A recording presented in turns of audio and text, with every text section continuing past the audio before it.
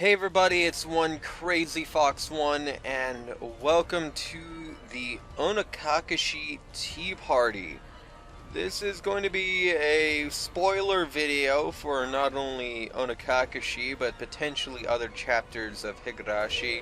So those of you who want to keep that away from their experience, this is your warning to clear out now. Unless you've already gone through the series, or quite frankly you don't care, in which case, welcome to the tea party. Hope you enjoy the tea. Now, I've actually recorded this video. I think this is the third recording. The first two recordings just kind of felt like summaries of the chapter. And honestly, thinking back, if you want to know how the chapters played out, you honestly could have just gone to the Wikipedia page.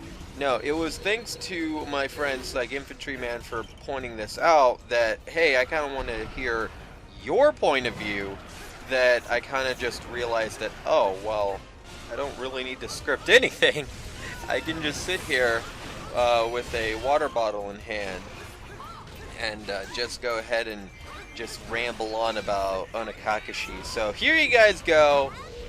This is semi-structured though. I am going to talk about things in certain orders. I'm going to try and just go through the series of events as they come up. But if I miss anything, obviously you can always talk to me on Discord, you know, or you can leave a comment down below and I'll probably respond, you know, unless YouTube buries that comment. They've been good about that recently. I haven't been seeing too many comments whenever they do actually pop up, thanks to YouTube.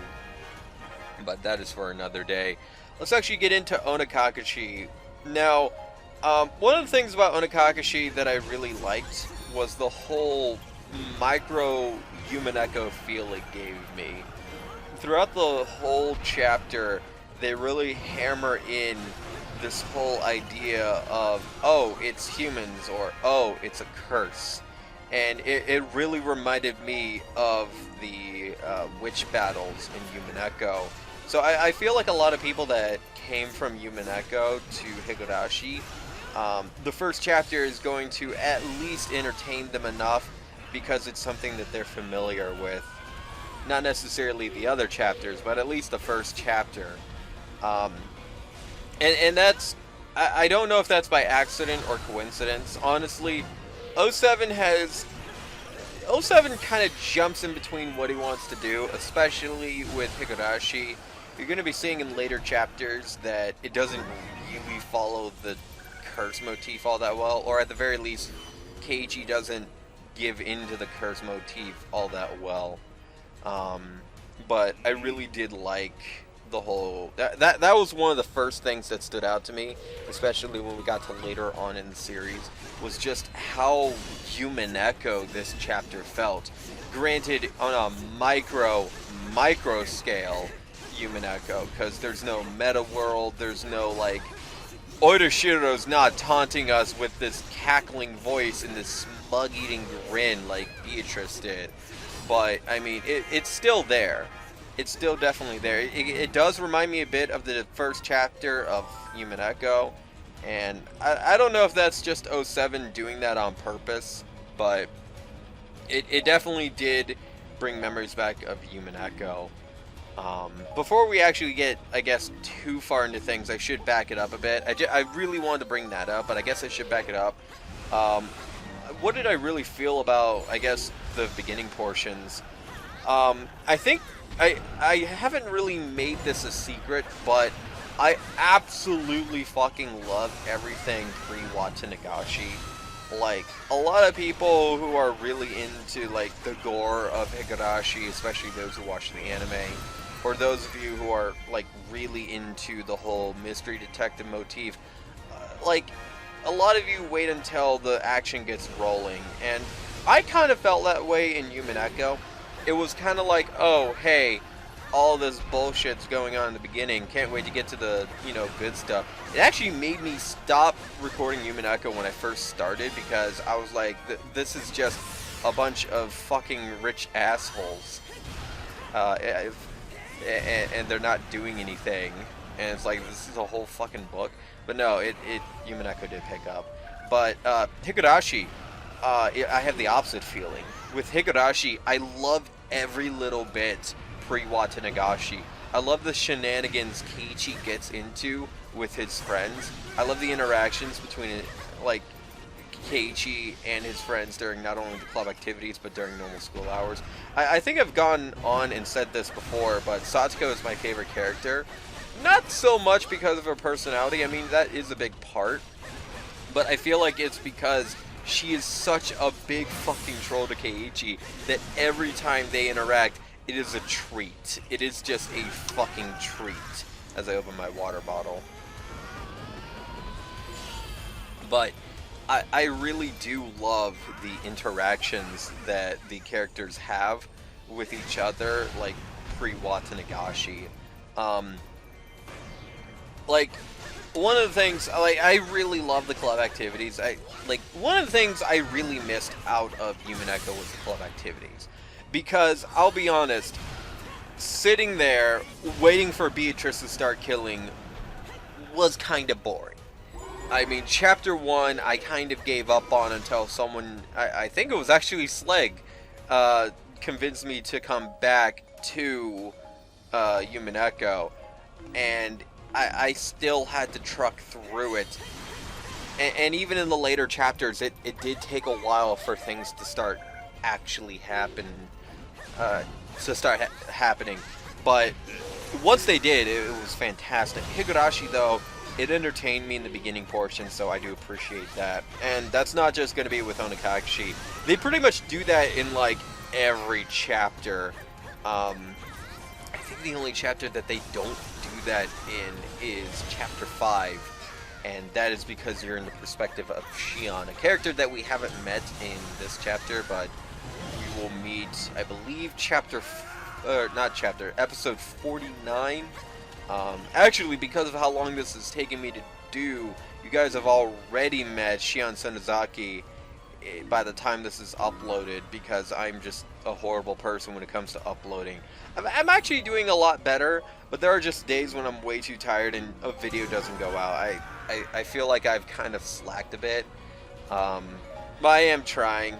Once I get off this recording, you know, I won't record tomorrow. I won't record next episode set of 7. I'm gonna do that tomorrow.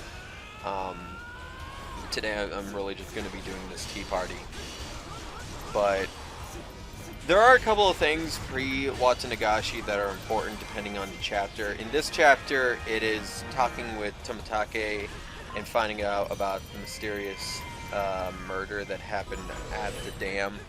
And one of the things that kind of did bother me was the whole, well, why doesn't anyone tell Keiichi?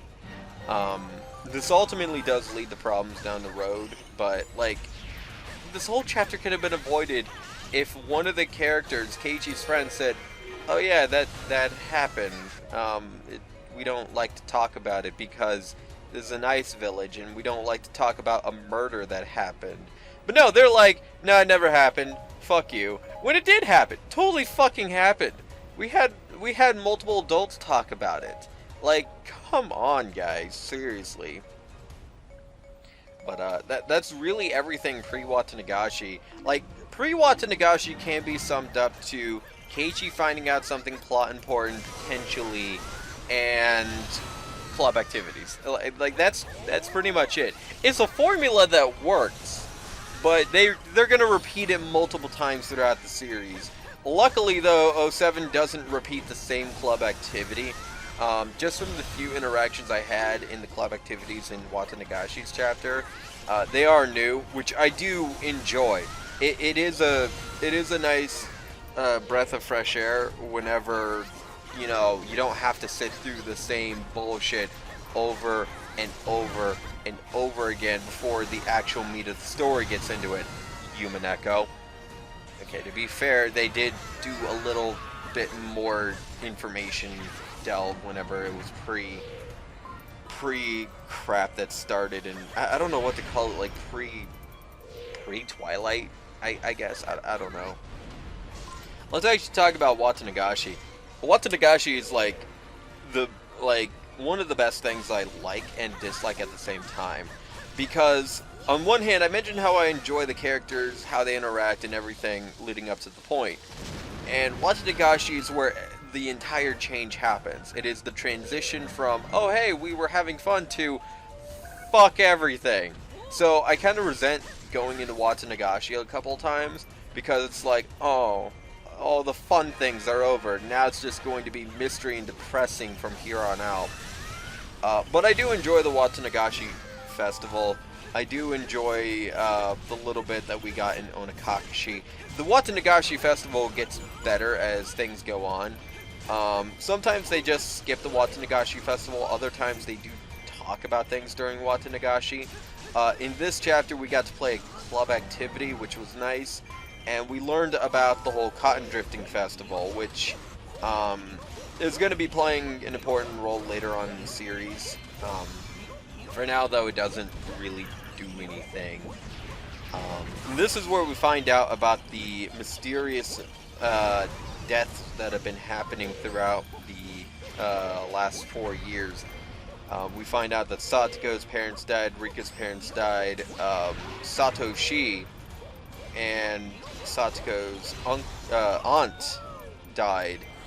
And then the 5th year is Tomitake dying with Takano disappearing. And that is something that's going to be happening throughout the series. It's actually going to be a set of patterns where it's Tomitake dies, Takano disappears. There's a reason behind that, obviously. That's going to be the point of Higurashi when they cry, but for now, we're just introduced to that. And that's probably the biggest thing to take away from this chapter, is that little bit of information. There's nothing else in the rest of the chapter that actually contributes to the rest of Higurashi, contributes to the big mystery, contributes to anything. There's no lore, there's not really anything else. It is literally just the 5 mysterious deaths, and then it's like, alright, well, enjoy the rest of the show. And the rest of the show is honestly pretty good, but even then, it's like there's like nothing left. At least with Human Echo, like things were popping up as things went on. There was not only stuff to do, but we were given little hints about what was actually going on every now and then. But at the very least, so far, there's not been any of this like Arcadia nuts or whatever the fuck that Human Echo had as like, oh, this is the smoking gun. I'm still mad about that. But I guess this is what we're going to be talking about for the rest of the video, is post Watanagashi. So post Watanagashi is very interesting. It starts off really with Keiichi asking Rena up front, like, hey, is everyone hiding secrets from me? It's like, you're all lying. And then Rena just 180s, goes full demon eyes, and it's like, no, you. No, really. She's like, hey, you have skeletons in your closets. We all have things we don't want to talk about. And this is where I can actually say that this chapter, or not this chapter, Higurashi How, the Steam overhaul really works to this, because Rena's sprite with that creepy smile in those eyes, like, those get me. The old sprites, while I do love them, didn't really scare me per se, but this one, like, you can really feel like Rena is coming out of the computer screen if you imagine it, and it is all the terrifying. But you know, that's where it starts, and this kind of dissolves into a series of events where Keiichi is just going behind his friends' backs, finding out something, confronting his friends, getting creeped out, and repeat scene. And each time, more and more things happen. He almost swallows a needle, he gets almost hit by a car, you know, things like that. And it eventually dissolves into this whole, like, oh my god, my friends are trying to kill me, or oh my god, Bushido's curse is going on. And, you know, I really do appreciate that, but, like, Alright, let's just rip the band-aid off right now. The whole thing is actually a farce. And once you find that out, it makes this chapter interesting, but the result is kind of a little bit infuriating. So, really, the whole thing in chapter 1 is that Keiichi is actually hallucinating. Like, what it is, and we'll get into why he's hallucinating later in this tea party, but he's basically suffering from some kind of disease or mental illness where he believes that the whole world is against him. And because of it, like, he is hallucinating his friends doing things. So, like, the needle is actually Tabasco sauce, which he did allude to in the chapter. It's like, it's not like you put Tabasco sauce in that when it totally was. There was another one. Rena holding the axe above her head, I'm fairly convinced is a hallucination. And then obviously at the very, very end when they inject him with a needle, or try to, that's actually a marker. They were going to make him have the same fate as Tomitake, in that they were going to mark all over his shirt or whatever, when he thought that meant that they were going to drug him and kill him.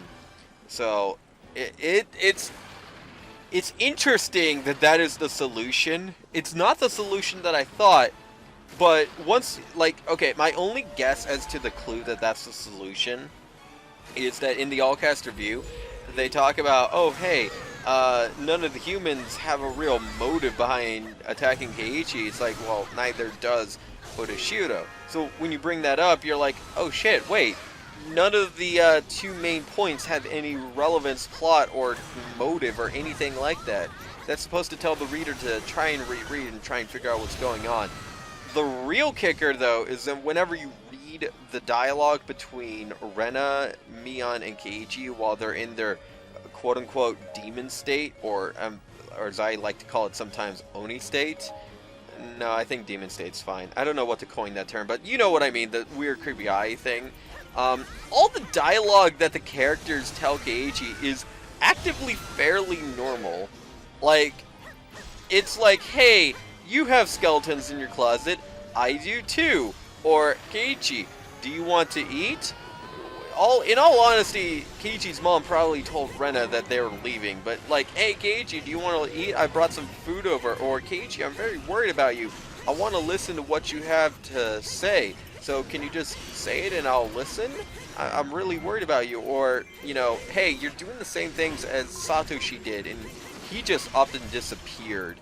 And it's interesting when you reread the chapter and see that little bit of detail. It's honestly very cool how 07 wrote that in. I'm not sure if that was the intention the whole time. There's a lot of things I'm not sure about when it comes to Higurashi, but that's one of them, is like, did he intend for it to be Keiichi hallucinating the whole time? And I'm not sure if that's the case, because like, there's a lot of times that I just feel like 07 has an idea and then later he retcons ideas. Like, okay, like the hidden run, for example. The hidden run, if for those of you who don't know, the hidden run is one of the biggest plot holes in the game. I guess let's actually talk about what the illness is, because to explain the hidden run, we have to talk about the illness. The illness is actually okay, the best way to describe this is the illness is actually a virus that is infecting everyone in Hinamizawa who either go under extreme stress or have a set amount of time away from the queen carrier of the virus. It's a parasitic virus. So the reason why it's a plot hole is those people in the van are actually the security team for the researching group that is actually undergoing research into this parasitic disease known as the Hinamizawa syndrome. And it's led by Dr. Irie, which we're going to be meeting later, and his nurse Takanomiyo. Takanomiyo disappeared, quote unquote. Spoilers, no. But Takanomiyo disappeared, right? And Keiichi Keiichi is suffering from the illness, and that would make him a target to try and capture, not necessarily kill. So I would have believed it more if, you know, the van was following him and Keiichi noticed. You know, that actually would have been better. No, they tried to straight up hit and run him. Keiichi was not a danger to society. I mean, he was going towards that route, but he was not a danger in any sense. And he was not being antagonistical towards the Queen Carrier, which is Frederica, for those of you who don't know. Like, the Queen Carrier is fine. None of the research notes that the security team is protecting is in jeopardy. Like, this whole thing of attacking Keiichi at the dam and trying to run him over is utter bullshit. Like, it is the biggest plot hole in the game, because when you find out what that security team is, it makes no sense why they're going after Keiichi. It's like, it's one of the biggest plot holes, and it makes me feel like 07 had a different intention for them early on, but then decided to just give them another point and, like, forgot to fix the plot hole that was in Chapter 1. Or just decided, oh, you know what, that plot hole, we're just going to leave it there. Like the plot hole it is. Like, come on, 07. That's my biggest pet peeve in this game, is that stupid, is the they're called the Mountain Hounds. The fact that the Mountain Hounds attack Keiichi in Chapter 1 is the biggest aggravation I have in the whole series. And it's because it makes absolutely no sense whatsoever. But beyond that, like, so far the chapter has been fairly okay in terms of showing us mystery. I did talk about the Hinamizawa syndrome. I was gonna get into it later, but I mean, really, Chapter 1 is Keiichi going crazy. The end. Like, that's it. There's nothing else. There's no, like, debating mystery. There's no, like, what the fuck happened. It's not Yumeneko at all. It is as simple can be. And the reason I know this is because chapters 5 and onward are the answer arcs that are supposed to answer all of the mysteries. And when I say answer the mysteries, I mean literally answer them for us. Doesn't make us think. No, it just answers them for us. And they reveal Chapter 1's fucking mystery in the most infuriating way possible. In Chapter 6, Rena is actually going through much of the same things that Keiichi was going through in Chapter 1. And through failed attempts to talk to Rena, eventually bad things happen. But before bad things happen, Keiichi just has a fucking flashback and remembers all of Onikakushi and is just like, holy shit, what the fuck did I do? And he's like, oh my god, I did it bad. There's no rhyme or reason as to why he did it. Like, the actual characters that understand what's going on and why the worlds keep resetting are like, what the fuck? How do you know that? That's something that's not supposed to happen. You're not supposed to know that. What the fuck? It's never explained. Just never explained. It is a quote-unquote miracle. Oh boy, cool. Thanks. I guess I should go thank Birkenstow for that bullshit. God. Fucking hell. Like that. Oh my god. Onikakushi has has no real importance outside of, this is Higurashi. Enjoy the rest of the chapters. That's really Onikakushi. It introduces the characters and it introduces the 5 mysterious deaths. And then for the rest of the chapter, some fucking bullshit happens that has no rhyme or reason. Like, it does have reason, but it doesn't actually relate to the rest of the chapter. Chapter 2 is a perfect analogy of Chapter 1. Chapter 2 actually goes into the lore of Hinamizawa. It actually goes into the different types of I don't know what I'm trying to say. It goes into the lore of Hinamizawa, it goes into the backstory of Orishioro, and it gives us context of the world that we're in. It's not just like, oh hey, these 5 deaths happen. Well, see ya, have fun fucking hallucinating for the next fucking couple of hours that you're playing this game. Like, come on. Like, I feel like it would have been a better chapter if there was actually a conspiracy. Or if there was a curse. Like, no, it's just Keiichi being fucking crazy. But there are other things in the chapter that I do like. One of the things that I do like is the phantom that follows Keiichi home.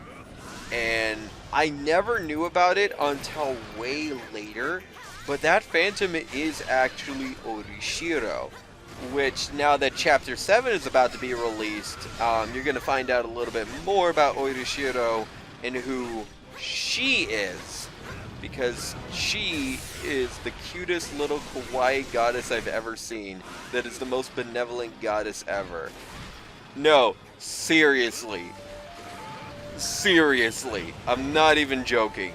Orishiro is actually a character named Hanyu, which is this like cute little kawaii goddess, and she is so sad about the people who are suffering from the Hinamizawa syndrome and about Rika's friends who are just going crazy, that apparently, I don't know where it says this, but she does follow people around and apologize to them.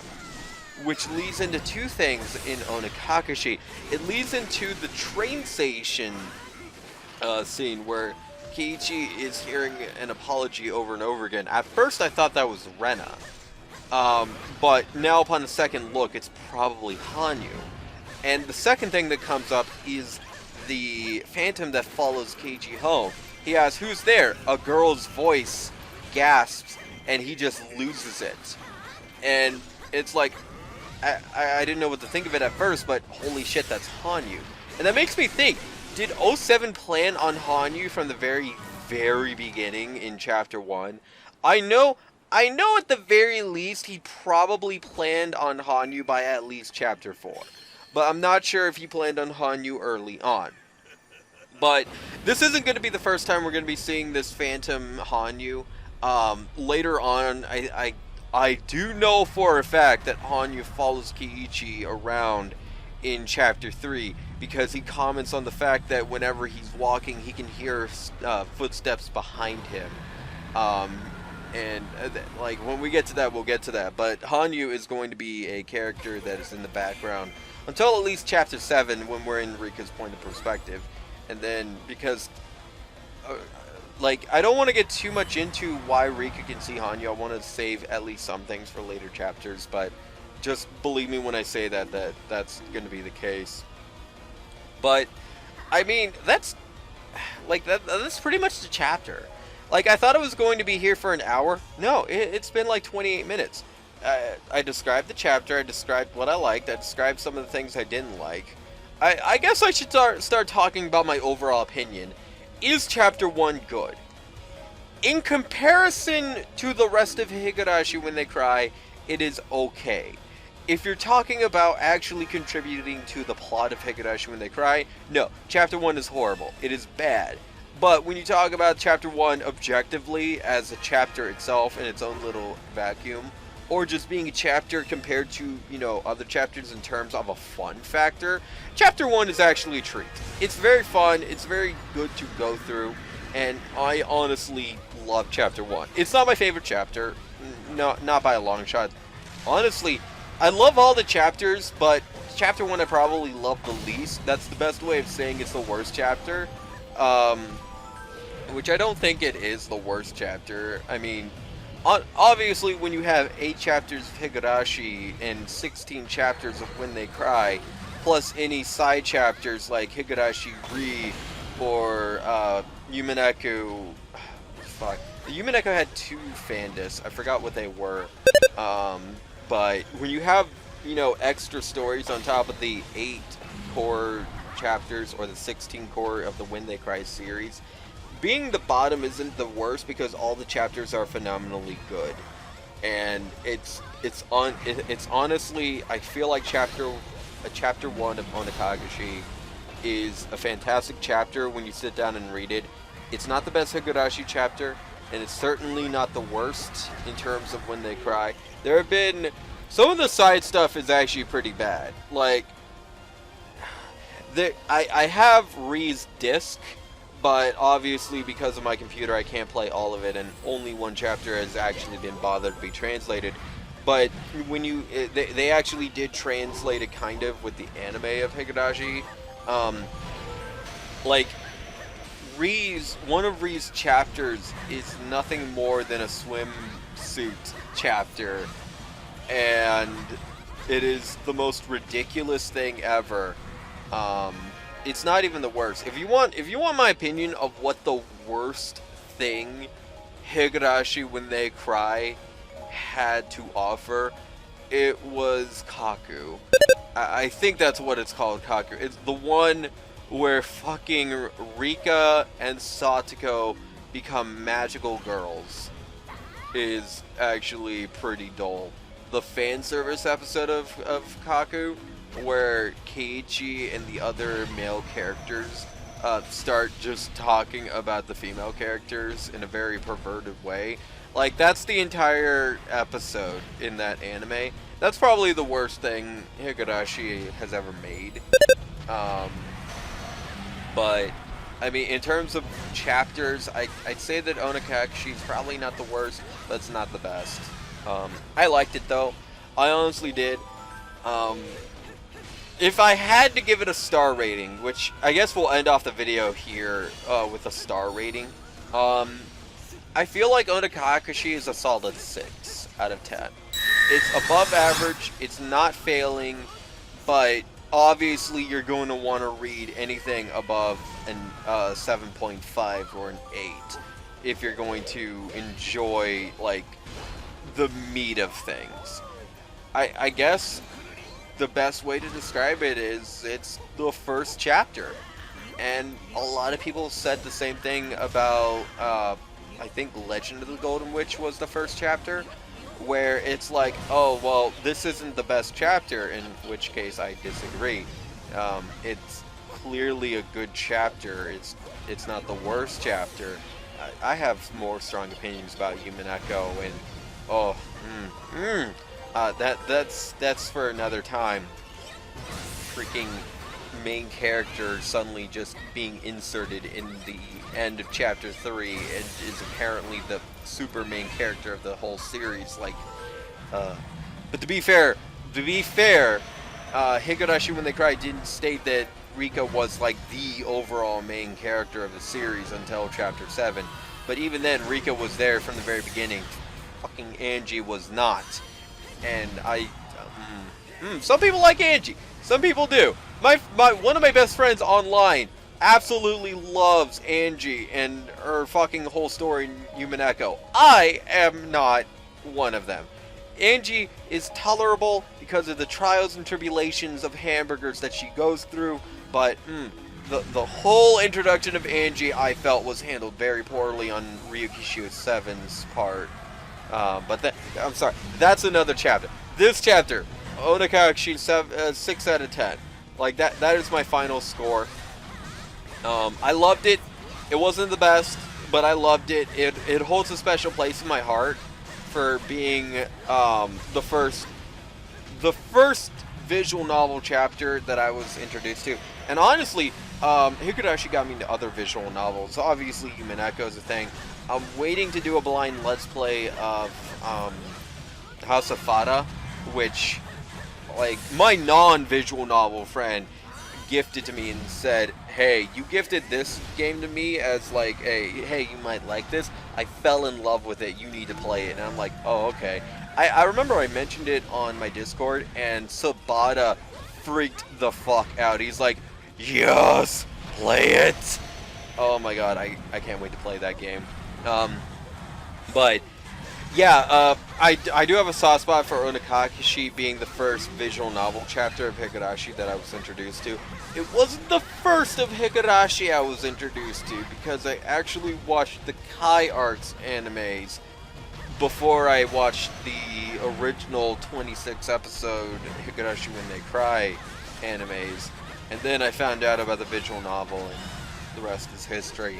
But that about does it for this episode. I hope you guys enjoyed this what, 35-minute video on just talking a lot about Onikakushi. It was good overall. I loved it, but needs improvement. I will see you guys, like, I'll see you guys in the next tea party or in the next episode, depending on, you know, which order you're watching these in. I really hope you guys enjoyed this. Tell me what I did and did not do in this tea party, and I will fix, or try to fix, for the Watanagashi tea party. This is my first tea party after all. Well, you know, maybe if we actually upload the other parts of that tea party we did for Yumineko. One of the other guys who recorded said, "Hey, I'll take up the reins for editing this video."